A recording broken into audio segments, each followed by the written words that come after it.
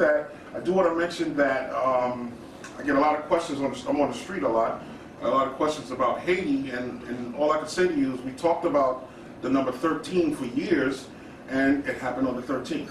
So as soon as you see 13, you should automatically know that that's the Illuminati. New information dealing with gold, and this is coming from a newspaper called Dominican Today, and it says here, topic, Canadian company to explore for gold in Haiti. Okay? Wow. Port-au-Prince. Now this article was printed the 2nd of May 2009. And it says Port-au-Prince, a Montreal-based mining company, has announced plans to explore the mountains of northeastern Haiti for gold and copper. Wow. Magus Score, I think that's what it says, Resources Incorporated, will explore the site in a partnership with CIMAC Mining Holdings Incorporated, a Long Island, New York-based consortium of Haitian American investors. The same company said the company is encouraged by explorers and Eurasians and minerals companies and so on and so on. Gold and copper were found in the Caribbean nations decades ago, but Haiti's instability and lack of infrastructure have discouraged investment. A Barrick Gold Corporation site about 130 miles southeast of the Dominican Republic is estimated to contain 20 million ounces of gold. All right? So underground mining and explosions. All right? Gold is copper. Copper is going this way. So, like I said before, save your pennies. Before 63 and after. Because 83. Yes, 83, right. The ones after 83 again has more zinc, which is about 97%, and 3% copper. So it's still good for men, especially the zinc. You know, reverse the aging and the gray hair and all like that. Carry it in your pocket, touch it, whatever. But the ones before, pure copper. Save your pennies. You see it on the ground, don't step over it. Don't dismiss it anymore because it's worth more than a penny. But understand, Haiti, for the tapes, when people get these tapes, Haiti is dealing with mining and gold and things like that. Number 13. With that, I'm just going to go ahead and introduce this brother, who is a good friend of mine, and this brother is just powerful. And if you've seen any of his DVDs, you will know, I'm pretty sure the reason why you're here is because you've seen some of his DVDs. Here he is, Prince, brother, Uriel Bey. Thank you for having me. Thank you for coming out. It's an honor and a pleasure.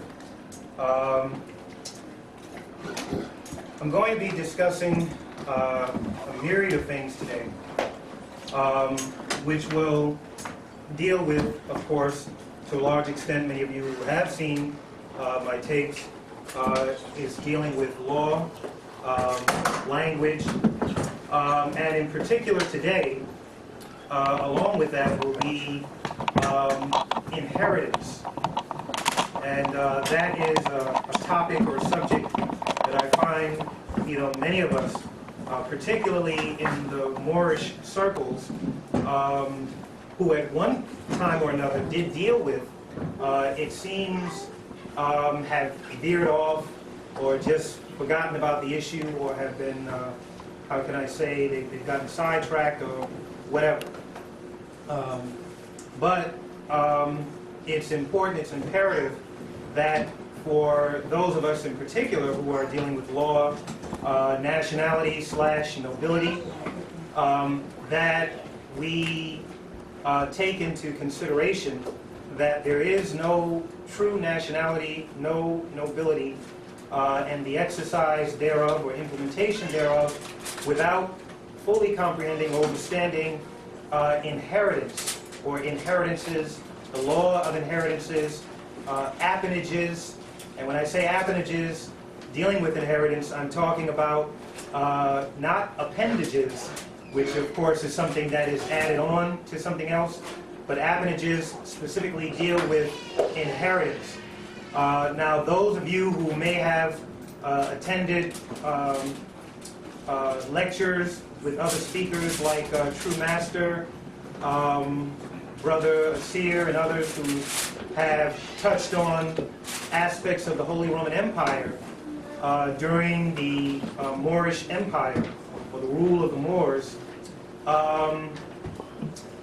That particular empire, also known as the Sacrum Romanum Imperium, dealt heavily with the science and laws of inheritance. In fact, a little later what I'm going to do is I'm going to go through what is known as an imperial constitution, which is patterned after the ancient constitutions of the Holy Roman Empire, so as to give you a better idea as to how this plays into the whole inheritance thing. And also, I have to say that when we're talking about law and inheritance, it's important for us to understand time travel, because there is no inheritance, or again, the actualization of that inheritance without fully comprehending time travel, believe it or not. And I'll simplify it just by saying that, so that it doesn't sound so abstract, that time travel as it relates to inheritance, of course, is dealing with lineage, bloodline, right? So when you trace yourself and we talk about our ancestors, from whatever school of thought we're coming from, basically this is what we're talking about. So, again, so inheritance, birthright, etc., and the exercise thereof. And again, as I said, unfortunately, there's been very little, if any, of that. This will also take us into the realm of the court system, some of the aspects dealing with courts, in particular when they bombard you with decrees of counsel. And when I say decrees of counsel, I'm talking about rules and regulations that are often thrust upon us. We find ourselves in these statutory, illusionary, artifice forums, as it were, and consequently, it creates a barrier for many of us to, again, assert our rights concerning inheritance, concerning the whole jurisdictional issue.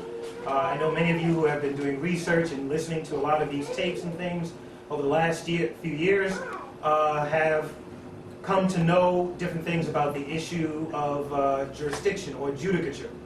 And judicature or jurisdiction, in simple terms, I mean, you can look it up in the Black's Law Dictionary or Bovier's or any of these others, and they'll give you a list of things pertaining to what jurisdiction is. You know, that obviously, yes, dealing with authority, so forth and so on, of different boundaries, counties, countries, etc. But very simply, it means iuris, meaning right, also dealing with law, and diction, which of course deals with speech, or a right to speak. Very simple, right? So, therefore, to take it a step further, when we talk about right to speak, it's safe to say then that if we're talking about a right to speak, and if, say, for example, an attorney, fiction of law, waxwork, mannequin, active hologram, whatever term or euphemism you want to use, is again thrust upon you by what they call the law of ikra. Ikra, if you look it up in, say, the Black's Law Dictionary, in particular the 6th edition, or even I think the 4th or 5th, you will find that it deals with compulsion, or forcing one or a group of ones to do something against their own inclinations, or to commit illegal acts, or incrimination, or to incriminate yourself in any way, shape, or form, or that they so see fit. So we want to be very careful of this. So anyway, this dealing with right to speak. So therefore, if, say, an attorney or some other said representative that the state forces upon you is called your representative, or he introduces him or herself as a representative, well, how then can he be that, or they be that, if they don't, for example, speak your language? You follow? So now when we talk about language, or whatever your language might be, we're talking about self-national expression. And unfortunately, we find that there's very little, if any, self-national expression. And where there is no self-national expression, there is no inheritance, there is no right to speak, as it were, and most certainly there just are no rights, period, to be acknowledged. So, again, as I said, inheritance, right to speak, jurisdiction, and so if your particular language or tongue, or tone, and I'll get into that in a minute or two, your tone is a unique one of which is unique to yourself and those like you, and again, one of which the attorney or whoever the representative is does not speak, then again, they cannot speak for you. Okay? That's interesting. It Right. is. Yeah. It is. And so, therefore, I mean, you will even find, even for as corrupt as the courts are, you will find situations where, say, for example, some of you may have seen it or experienced it, where an individual might be in the court of whom has been charged with something and does not speak, i.e. English. They will find an interpreter, and they will not proceed with that case for the most part until they find an interpreter. And if your language is that unique, well, guess what? They can't really do much of anything until they find an interpreter. And as the brother has stated, my language in particular is Latin. Some refer to it as Moorish Latin. The more ancient name is Uranic or Admaurin. And anyway, so given that factor, no one therefore has a right to speak for me except for me or my chosen representative of my legation, of my, say, organization that I might belong to, or to take it a step further, the country to which my allegiance is pledged. And many people don't know or understand that when we talk about this, and as I mentioned, allegiance or national allegiance, that many people take lightly, believe it or not, it is something that can be used as a defense in any court of law, in any country, or any place on the planet, any place in the world, believe it or not. And one can recite, if you will, their National Pledge of Allegiance as, again, their defense, and rest on that and say nothing else. See, one of the things that I found over the years with a lot of Moors, not to say that none of what they have been doing isn't right, but they will oftentimes talk themselves, into jail, prison, or worse, and they can very simply state their case by pledging their allegiance, or still they can recite or sing, if you will, their national anthem, whatever their national anthem might be. That's part of the science of national anthems. This is all dealing with time travel and inheritance, right? Because this is something that you inherit, if you will, from your ancestors, or mayores. Mayores is, of course, the Latin or Moorish Latin for ancestors. And in so doing, you therefore honor the ancestors, okay? So these things are critically important, I dare say crucial, and imperative, okay? So, anyway, so as to not get too far away, when dealing with, as I said, right to speak, jurisdiction, a lot of times we find that the attorneys will oftentimes, lawyers, want to have you, plea or take a plea bargain, or bargain as some may call it, or gains of the bar, or members of and for the bar, that they will have you take the plea bargain, or trick you into it, or con you into it, or what have you, coerce you, so as to not have you go to trial. because there's a chance, a slight chance that you might be acquitted, right? But there's also a chance that you may not be, and that's largely due in part to the forums and or venues that you find yourself in, which are typically, generally, statutory venues that deal with public policy, procedure, etc., that many of you are familiar with and know something about. But suffice it to say, because they are, dealing with this in these venues, they deal with, say for example, if something does go to trial, they deal with what they call a jury of your peers, but of course it's not a jury of your peers. Because we know a jury of your peers would be, of course, those like you, that share the same national interests, and or, if you will, of the same nationality. Now, many of us understand this concept of jury of your peers, but to make it more, how can I say, refined, is something known as, and you will also find this in many of your law dictionaries, something known as a tongue or half-tongue jury. This is something that you will never, ever hear, even in the circle of Moors. Okay? A tongue or half-tongue jury deals specifically with all of the things that I just mentioned. And more specifically, again, nobility, nationality. Why? Because it ensures impartiality. And because the juries that are typically used against you, and often, as I said, juries of whom are not your peers, that don't share the same national origin, etc., and I'll even dare say, well, at least in my case, don't speak the same language, therefore cannot be a jury of my peers. So therefore, I demand, or what they call postulo, a tongue or half-tongue jury. That tongue jury, or half-tongue jury, is something known as a sisa, which is a Latin term.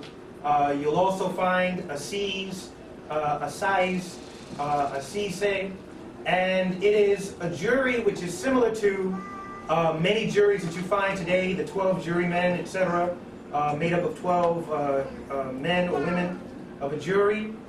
But more specifically, it is a jury of 12 that are summoned for the sole purpose of adjudicating, if you will, a case, or trying the disputes of a cause, and arriving at a decision, if you will, or I'll dare say ruling, based upon not so much evidence adduced, but, if you will, an investigation that is conducted by the 12 jurymen or women, an investigation of, based upon their own investigation and knowledge.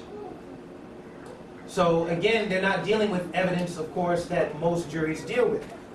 And these particular juries, again, under the heading or auspices of tongue or half-tongue jury, you can demand or select. And in fact, in the case of juries being stacked against you, of what they call jury of your peers, which are generally or typically statutory persons, 14th Amendment persons, and the like, these juries,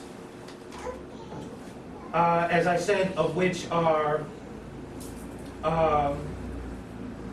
juries that, again, don't share any of the same markers or national markers.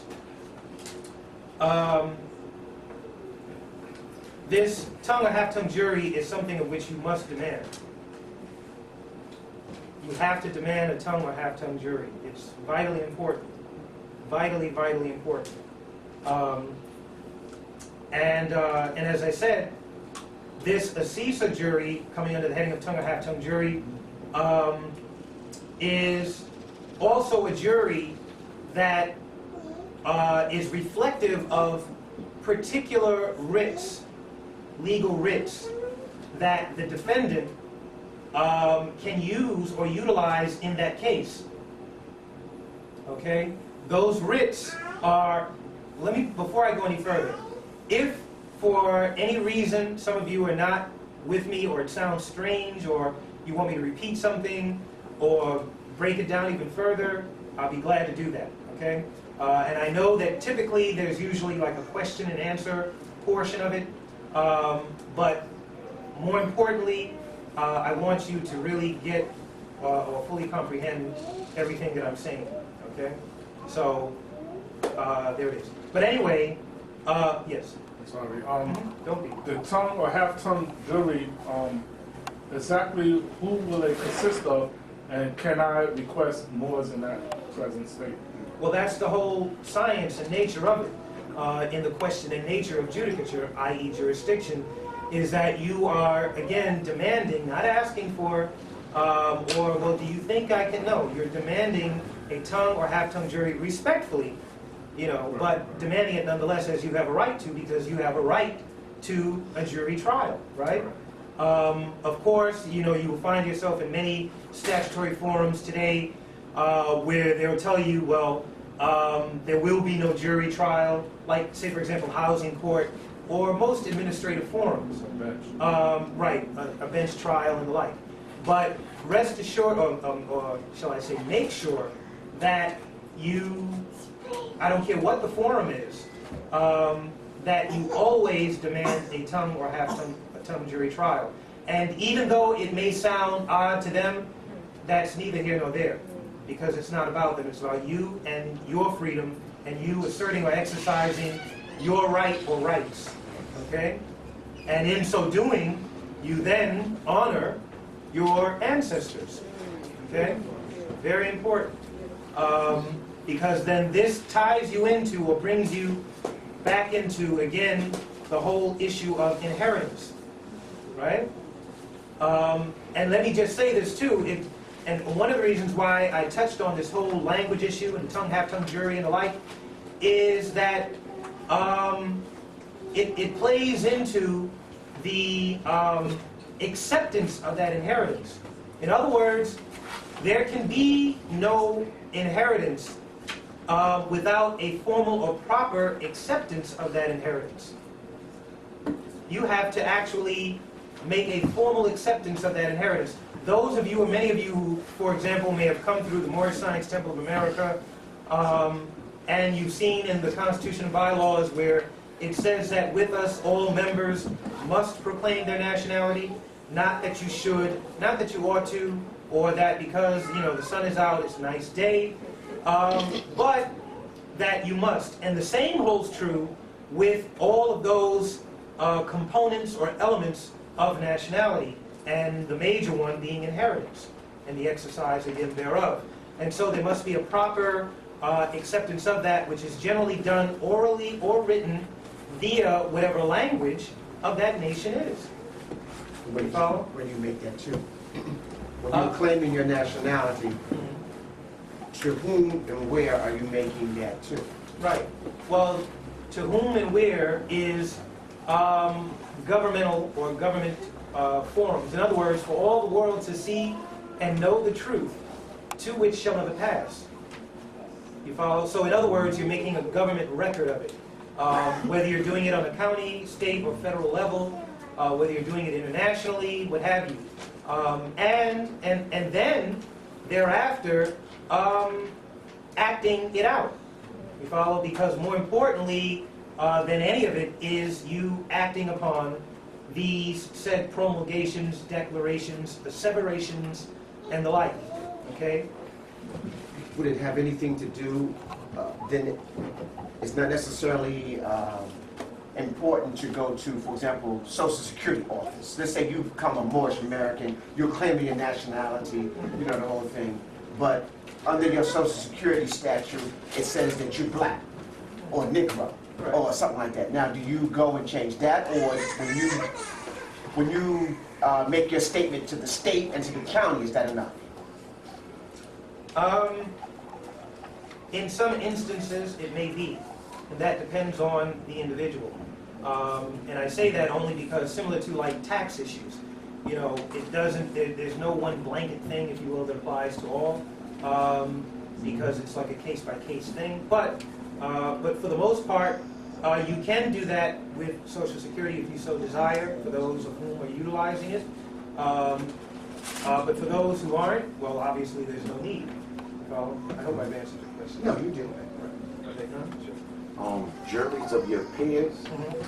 So if I wanted a jury of my peers, I could pick 12 brothers that was bamboozled by the system, and they would be my. You understand what I'm saying? Right. Now, in theory, based on your logic, that makes perfect sense. But for what you are asserting in what would otherwise be an unfriendly forum and atmosphere, or hostile one, which again prides itself on, as I mentioned earlier, the ikra, compulsory acts of forcing one to do something against their will or incriminating themselves. So given that factor, we're talking about a jury of your peers, yes, but of the same national origin. And that must be, for lack of a better term, proven or established in such a way that they are of the same national origin, so that you will then again have a competent jury of your peers. You follow?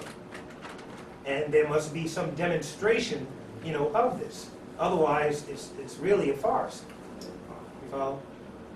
So, I've answered your question. Yeah. Okay, great. My first question, I have two questions. My first question is, how does a person become part of the Moorish Science Temple or nation or get nationalized? That's my first question. Right. My second question is, can people of the Moorish Science nation who know these nationality issues and laws and statutes, can they counsel another person who hasn't gone through that yet in a court? Can they counsel? Can they act as a counselor? Okay, in answer to your first question, it's just a matter of showing up.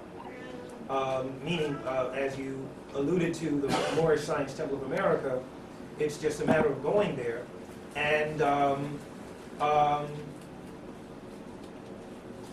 proclaiming your nationality. Or, in other words, when you go there and you attend a meeting or meetings, if you will, you tell them that you are here for the purpose of, declaring or proclaiming your nationality, if you will. And they are, by right, to issue you documentary evidence to the effect thereof, which is usually in the form of a nationality card. That's with the Moorish Science Temple of America. I can't necessarily speak on how it works with, say, for example, other Moorish factions, but for the most part, the principle is the same. And more importantly, the whole science of it is for the purpose of it being made public record, for the simple reason that the Moorish Science Temple has been on public record for 80 plus years.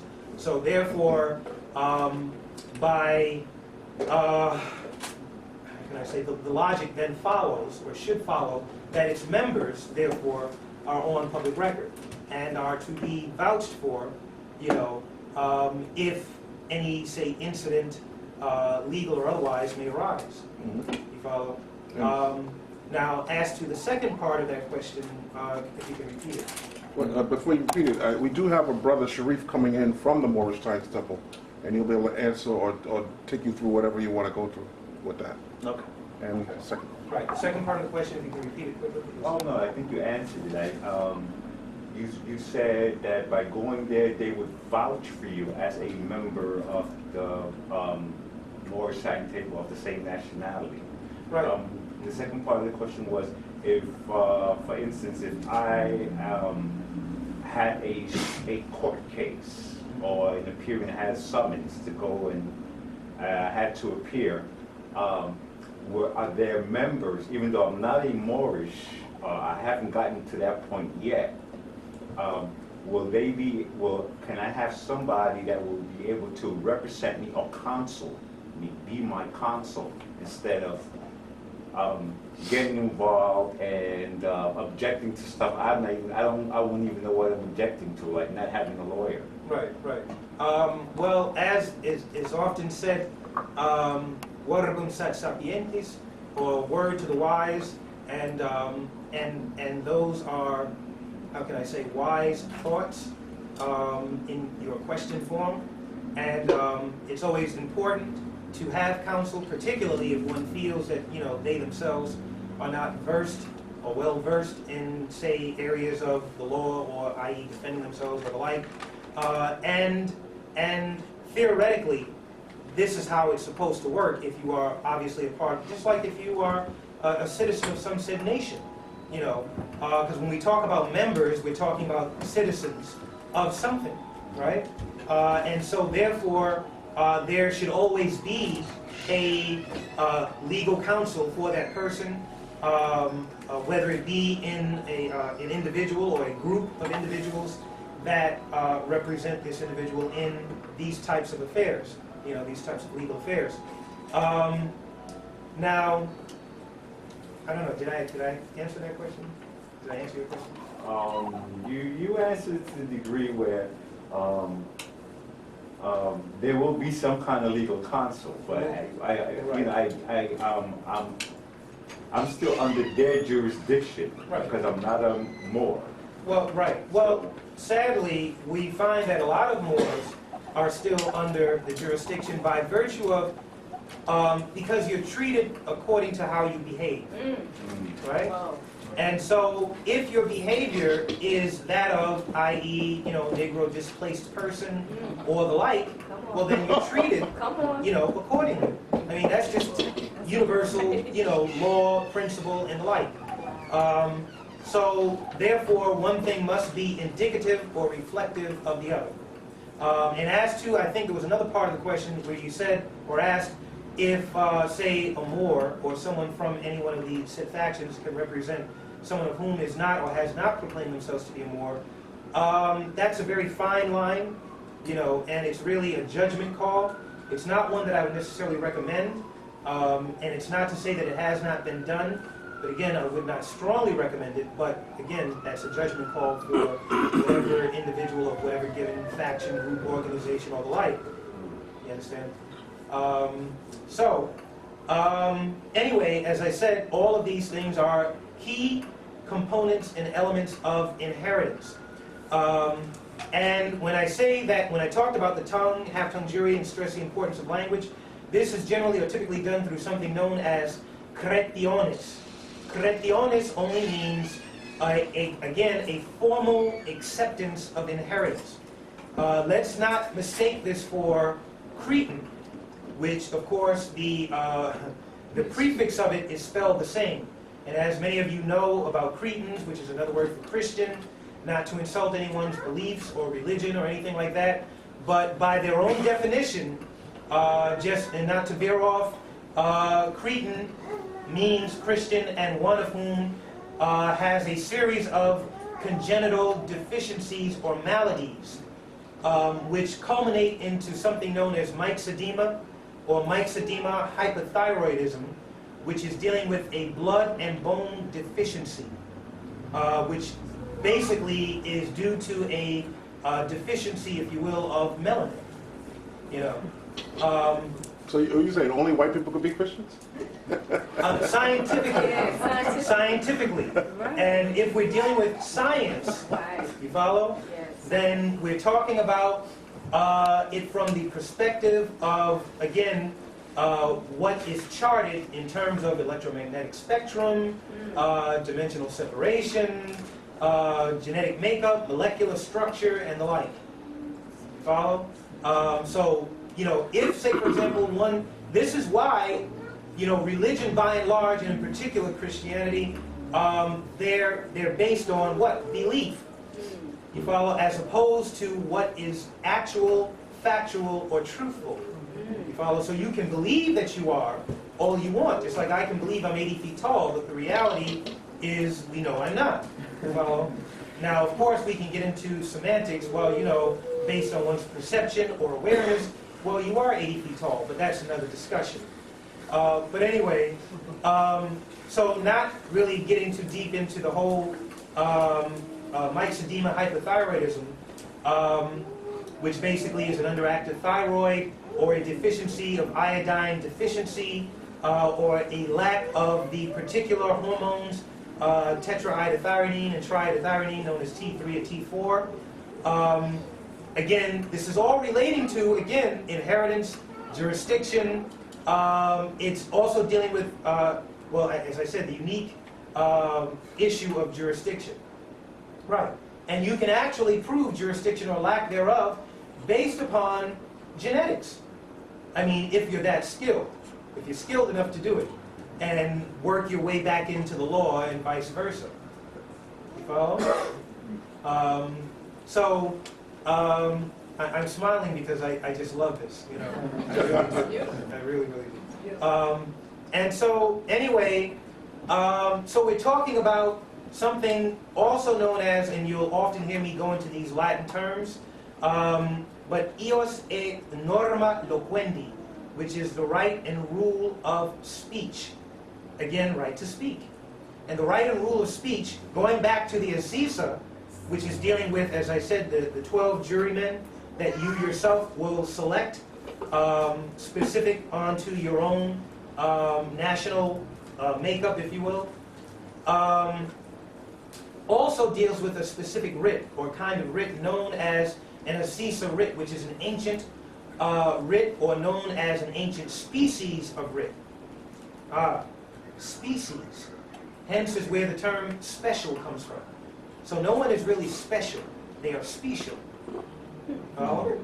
And so the ancient species of writ, also known as the Aziza, you follow? So you can see the correlation with the 12 jurymen, the half-tongue jury, half-tongue jury, and all these other components, deals specifically with, believe it or not, has for its objects the right to determine the possession of lands and the restoration of those lands.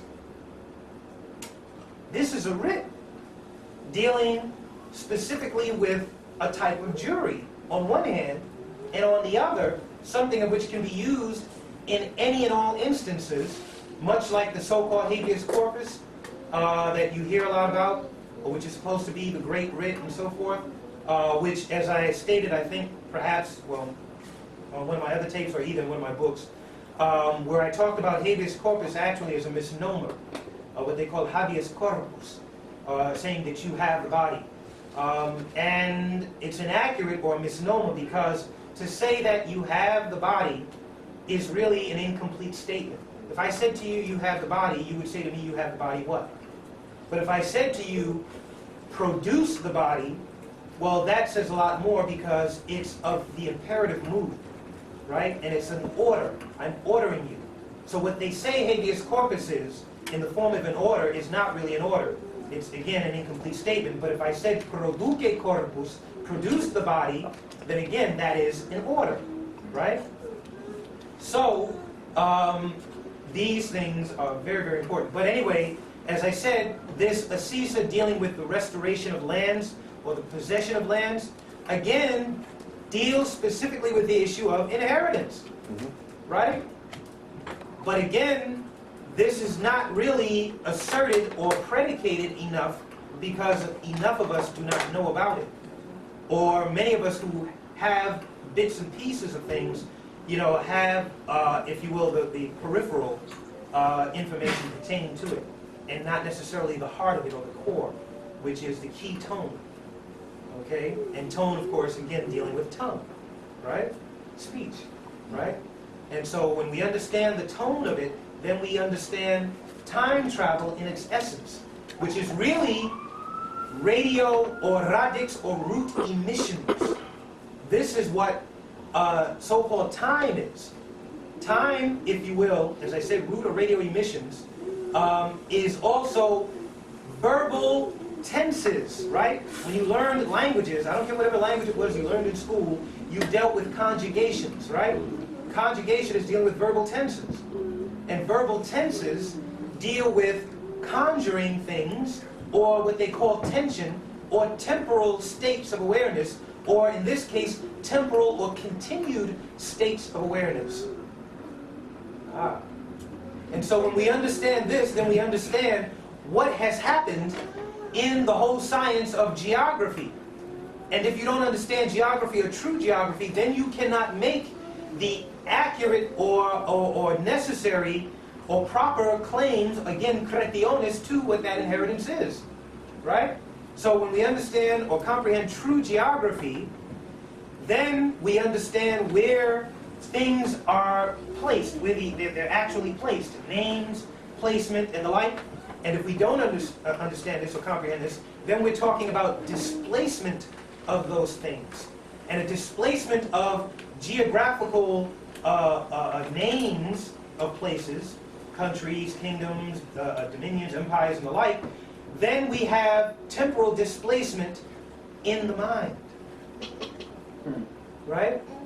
And the temporal displacement in the mind, dealing with, again, verbal displacement, means that, guess what? There's no dominion. There's clearly no inheritance, because many of you have heard, even those of you who are Bible scholars, where it talks about how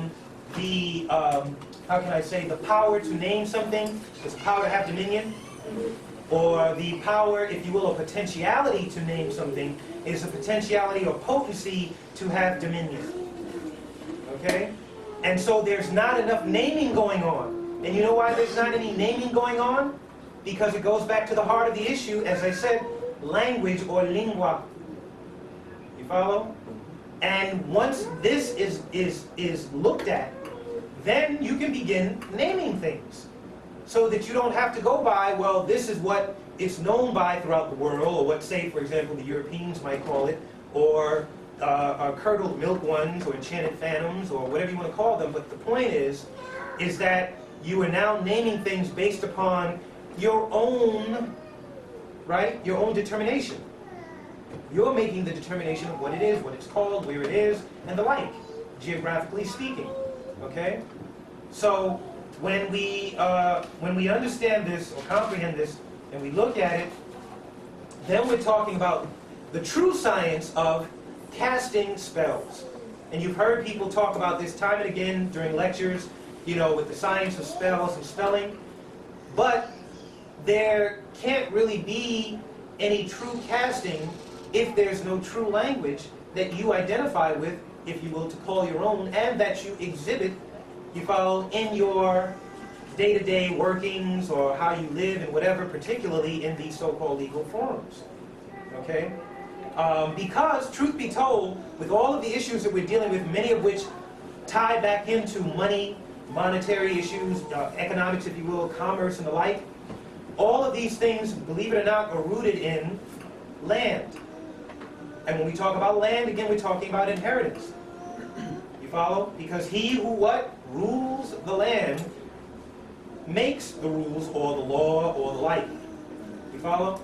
So with this comprehension of inheritance and land and the like, and the assertion thereof, then you have a broader comprehension of commerce.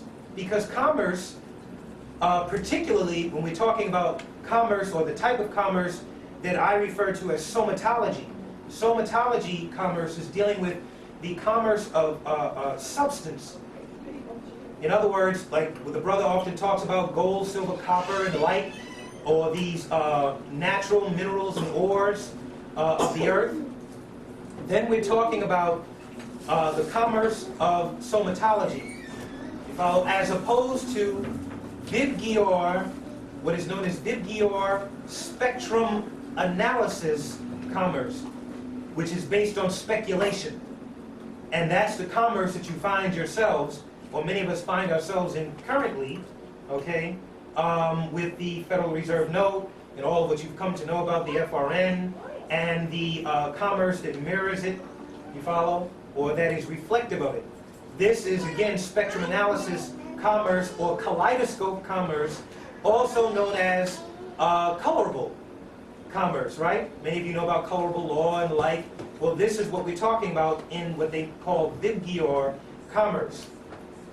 So, somatology commerce, dealing with your gold and silver and copper and the like, is based on the ancient principles, or what is known as the gold standard, right? Reflecting the moon and sun, you follow, the other elements of the cosmos, okay? And we find this, for those of you who are familiar with the Moorish treaty or the Moroccan treaty of 1786, 1787.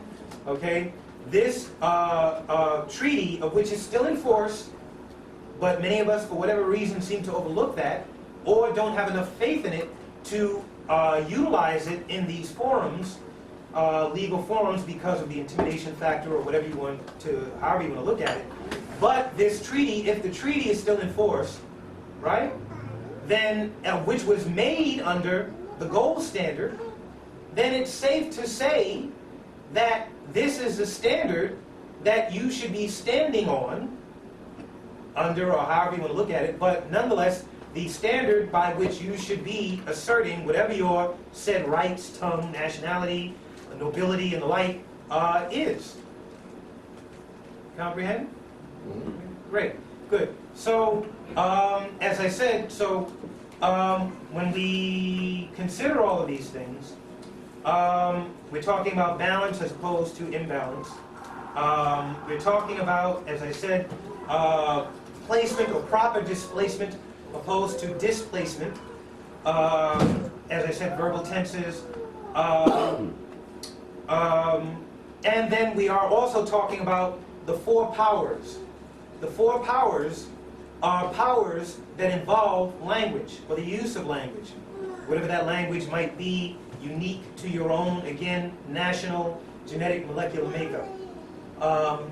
And why I say this is the four powers are dealing with language, 1.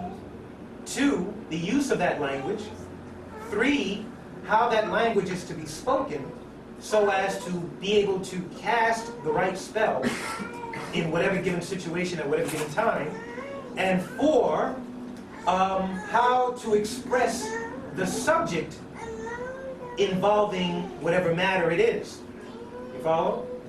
Because ultimately, when we talk about juries, and juries of which again are generally used against you, contrary to what we talk about with tongue, half-tongue jury, we are talking about, how can I put it?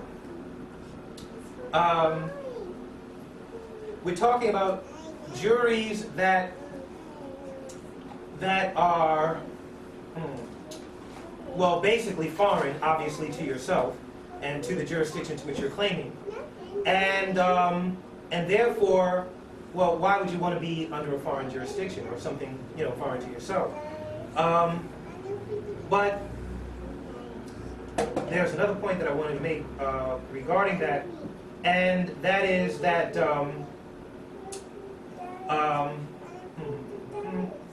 right, that when we're talking about this language and the proper placement, of that language in these forums, whatever forums they might be, and we're talking about the four powers and how those powers would be used in those said jury trials, then we're talking about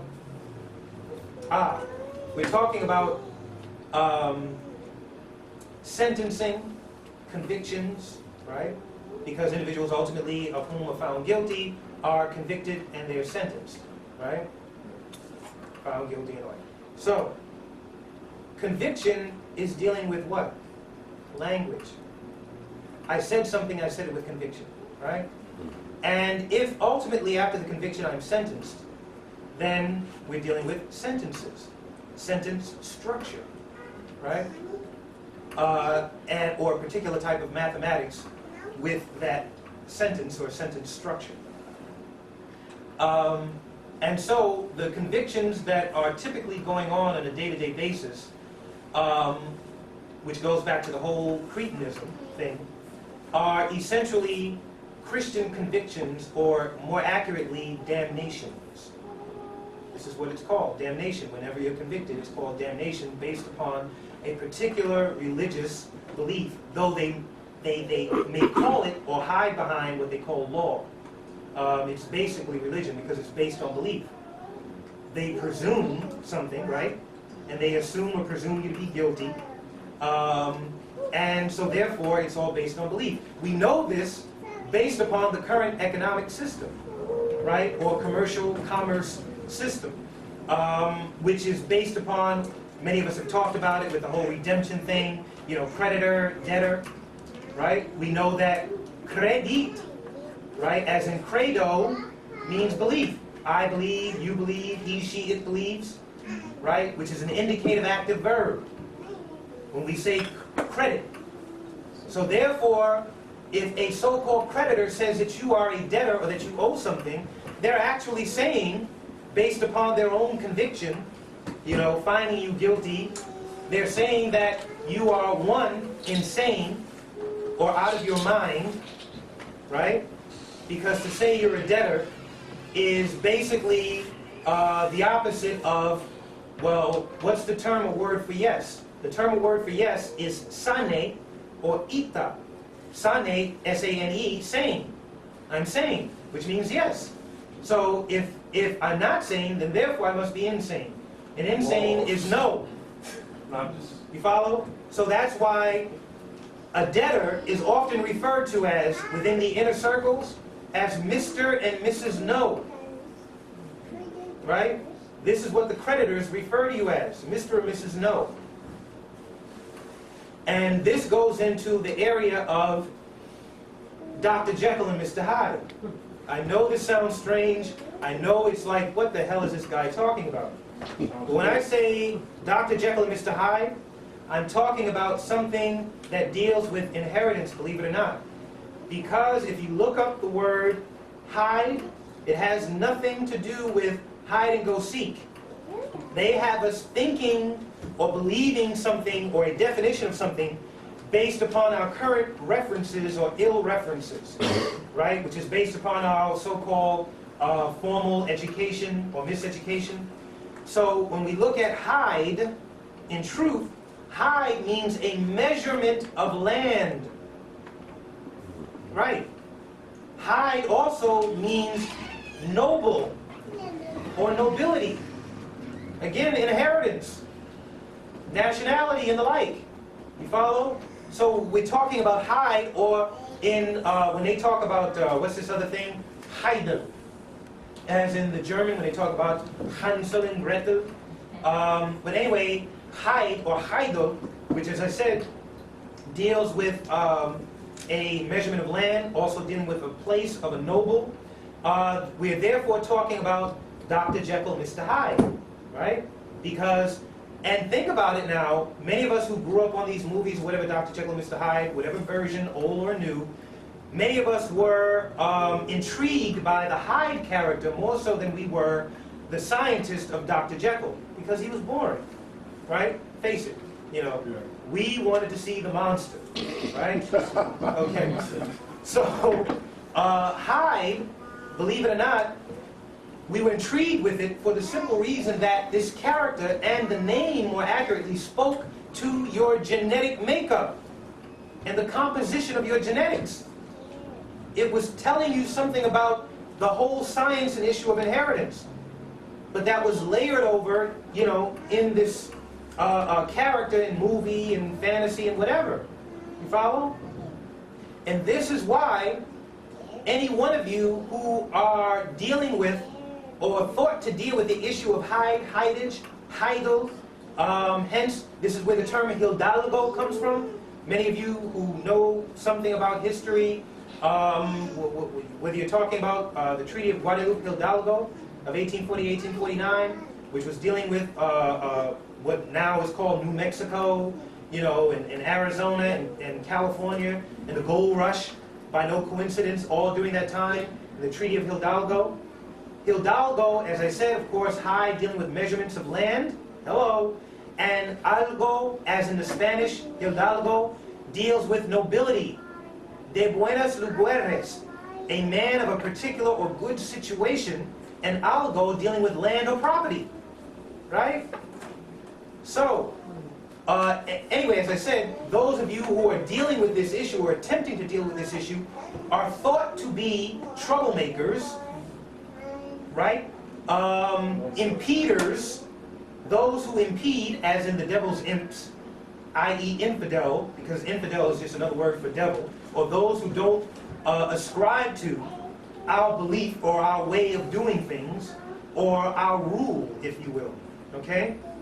So again, we're talking about those who impede, or if you will, those, and when I talk about impeders, we're talking about another term for impeder, believe it or not, hence is why the campaign for so long with the Michael Jacksons and other individuals have been labeled as pedophiles. Hello? You follow? So if they can put any Asiatic, melanin-dominant individual as poster boy, or woman, or girl, whatever, for pedophiles, you follow? And again, this is the face of it. Then obviously one makes the association in the legal arena with you when you step forward with the issues of heightage and land.